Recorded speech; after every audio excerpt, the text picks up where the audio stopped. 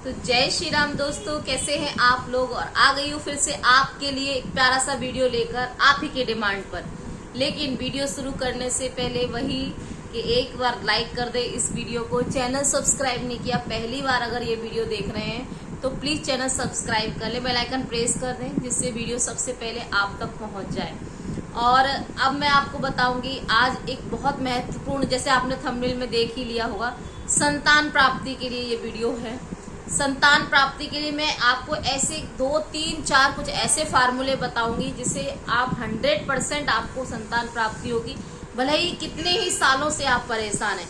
क्योंकि देखिए, मैं वही चीज बताती हूँ जो मेरे जीवन में मैंने खुद पाई है, जिसका प्रमाण खुद मैंने देखा है, जहाँ मैंने खुद अपने प्रभु का स्मरण कर अपनी संतान को लिया है। लेकिन उससे पहले आपको बता दूं, आज मेरे बहुत ही शोल्डर में पेन हो रहा है और कल रात से ये पूरा सूजन आ गया है। आपको मेरी बात करने के तरीके से लग रहा होगा मैं गर्दन इस साइड लेफ्ट साइड घुमा ही नहीं पा रही हूँ, पूरा अकड़ गई है। और क्यों पेन आ रहा है आप में से किसी को पता हो तो जरूर बताना। ये पूरा सूज गया है। आई थिंक मुझे ऐसा लगता है मुझे स्पॉन्डिलाइटिस की शिकायत है, क्या है। और मैं डॉक्टरों के पास जाके तो थक गई हूँ, तो अब सब प्रभु पे छोड़ दिया है। लेकिन मैंने सब कुछ छोड़ दिया, दर्द की वजह से थोड़ा परेशान हो जाती हूँ। चलिए, भटक गई मैं अपने उद्देश्य से। ये सिर्फ आपको मेरी फैमिली इसलिए मैंने बताया। आज आपको मैं बताऊंगी संतान प्राप्ति के लिए। सबसे पहले मैं बता दूं कि मैंने मेरी दोनों ही संतान बालाजी से पाई है। एक मेरी बड़ी संतान मेहंदीपुर बालाजी की है, मेरी बड़ी बेटी, और जो मेरी सबसे छोटी बेटी है वो है बागेश्वर बालाजी धाम की। तो दोनों ही बालाजी ने मुझ पर कृपा की है और 2 प्यारी प्यारी बेटियां दी हैं। और आज इस वीडियो को शुरू करने से पहले एक बात और बोलना चाहूंगी, कल मेरी बड़ी बेटी का जन्मदिन है। मेरी बड़ी बेटी जो है ना, मेरे बेटों से भी बड़ी है, विश्वास मानिए। तो ना उसने मेरे साथ मेरे घर के लिए बहुत कुछ किया है। और एक बेटा जैसे खड़ा नहीं रहता, उससे ज्यादा उसने अपने कर्तव्य निभाए। जितनी उसकी उम्र है, अभी उसकी इस साल वो 18 साल की हो जाएगी, मतलब 18 साल में लग जाएगी, 17 साल कंप्लीट होंगे। और मैं बहुत इमोशनल हो जाती हूँ उसकी बात करते करते। तो कल उसका जन्मदिन है और मैं आप सभी से बोलूँगी कि उसे जन्मदिन की ढेर सारी शुभकामनाएं दें। इस वीडियो में ढेर सारा उसको आशीर्वाद दें कि वो जीवन में बहुत ही सफलता हासिल करे। और कल मैं लाइव भी आऊँगी, हो सका तो आज शाम या अभी दोपहर में भी आऊँगी, लेकिन आप उसे आशीर्वाद देना। और आपका उपहार वही होगा कि उसे ढेर सारा, वो 12th कर रही है, उसमें उसे अच्छे से उसे फाइट करके बाहर निकल जाए, अच्छा कॉलेज मिल जाए, अच्छी पढ़ाई हो, अच्छे संस्कार हो, अच्छा जीवन हो उसका, और प्रभु के चरणों में हमेशा उसका वास हो। मैं यही चाहूंगी कि उसे हमेशा प्रभु का आशीर्वाद मिलता रहे। चलिए तो शुरू करते हैं। मैं आज आपको बताऊंगी सबसे पहले तो संतान प्राप्ति के लिए जो मैंने अर्जी लगाई थी, मैंने ये वीडियो भी बनाया है, बागेश्वर धाम की अर्जी कैसे लगाएं। तो उसमें सबसे पहले आपको लेना है लाल कपड़ा। एक लाल कपड़ा ले लीजिए, मैं लिख लेती हूँ क्योंकि मैं भूल जाती हूँ। और एक नारियल ले लीजिए, नारियल में सिंदूर लगाना है। फिर उस नारियल को सबसे पहले कपड़े पे रखना है। सबसे पहले नारियल रखें, उसके बाद उस पर 5 लौंग रखें, ठीक है। अब उसके बाद आप उसमें, मैंने, क्योंकि बहुत से लोग पैसे नहीं मानते, लेकिन मैंने जब संतान प्राप्ति के लिए लगाई थी तो मैंने उसमें पैसे भी बांधे थे। तो आप उसमें पैसे बांधे 10, 11, 21, 51, 101, जो आपकी इच्छा हो, 501, जो भी आप उसमें बांध दें, ठीक है। अब ये बांध कर आपको हनुमान दादा के, जब इसकी गांठ बांध रहे हो इस कपड़े की, तो आपको सन्यासी बाबा की जय बोलना है, बागेश्वर धाम की जय बोलना है, बालाजी महाराज की जय बोलना है।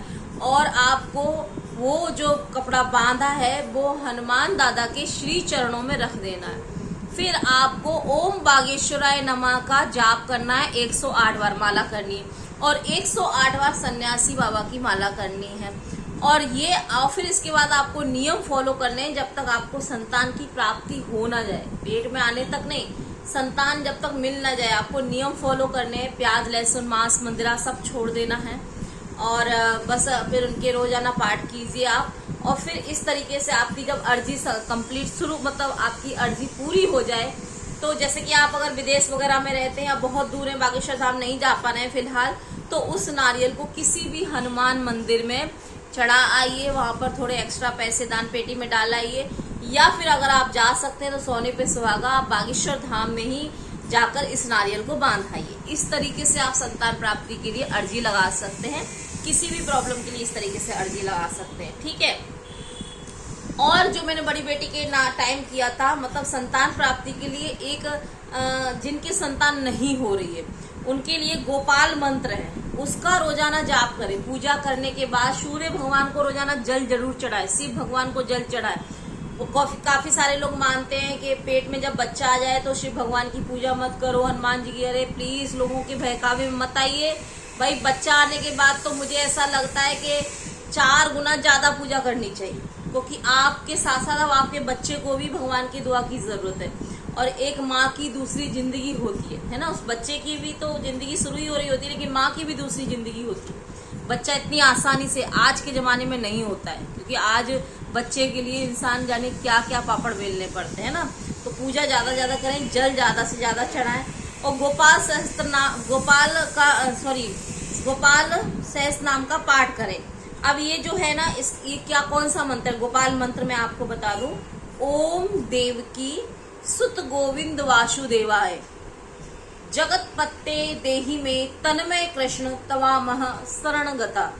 इसका आप पाठ करें। इसके कई सारे आपको वैसे भी मिल जाएंगे, या नहीं बुक ले लें और उसके रोजाना इसका पाठ करें। रोजाना कम से कम 11 बार अपने पेट पर हाथ रखकर इसका पाठ करें।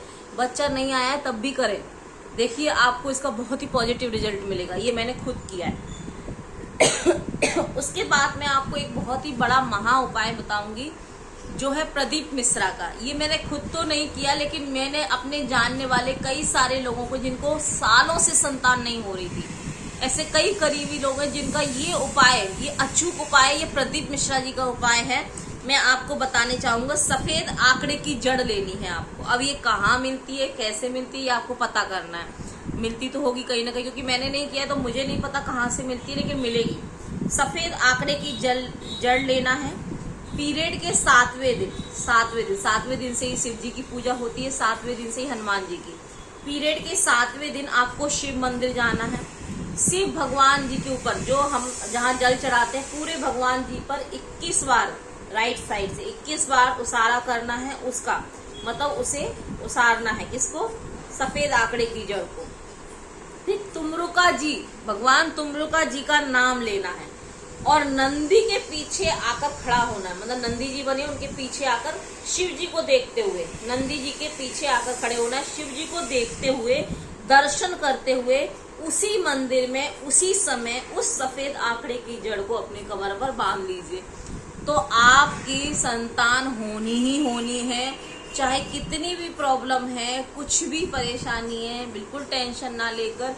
अरे आपने तो बड़े बड़े चमत्कार हुए हैं, मैंने बालाजी महाराज के, शिव जी महाराज के, खुद बागेश्वर धाम के मुंह से सुना है। लोगों के बच्चेदानी नहीं है, सॉरी ट्यूब्स नहीं है, उनके बच्चा आ गया। बच्चा होने के लिए डॉक्टर ने मना ही किया था, फिर भी बच्चा आ गया। तो बहुत चमत्कार हमारे प्रभु करते हैं, जो कहीं संभव नहीं है वो प्रभु पर। और एक और चीज मैं बोलूंगी, विश्वास है ना तो ही करना।